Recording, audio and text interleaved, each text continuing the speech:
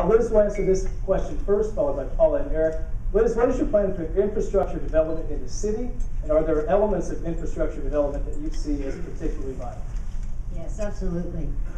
Company BAE on Taylor Street had some horror stories about the infrastructure along Taylor while they were contemplating being sold or selling their business last year.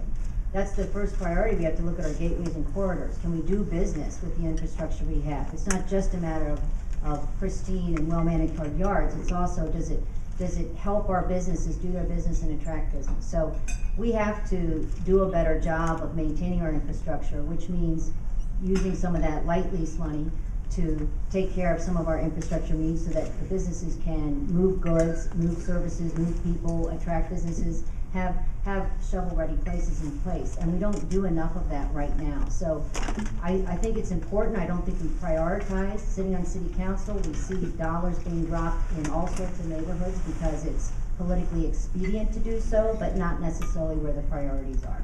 I would change that. There are a couple of different kinds of infrastructure. You have physical infrastructure, which is transportation, roads and streets, and utility infrastructure, which is the pipes under the ground and utility infrastructure that makes things operate within a business.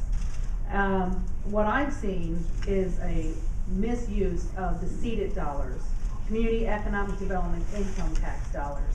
The city gets $23 million a year in seeded dollars, but is spending it on things like new buildings and parks. Those are nice things, but they're not crucial for our economic development future.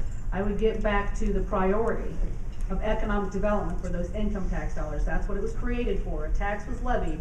That purpose should be followed through. The other infrastructure is all the organizations that we have in place, the people that are making it happen.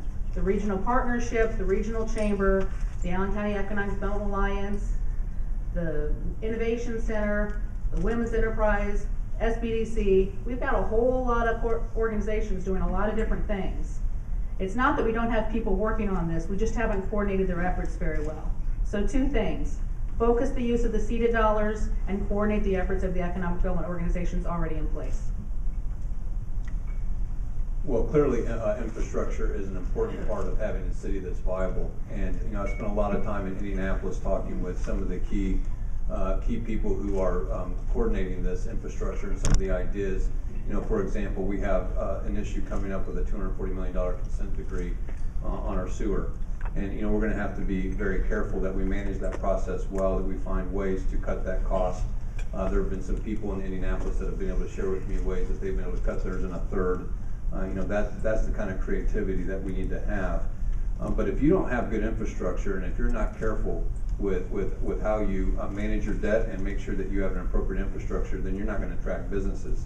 And we've seen cities around the Midwest that have not done a good job with infrastructure, and we see the impact that it has, and it just becomes a downward cycle in terms of being able to attract and retain talent.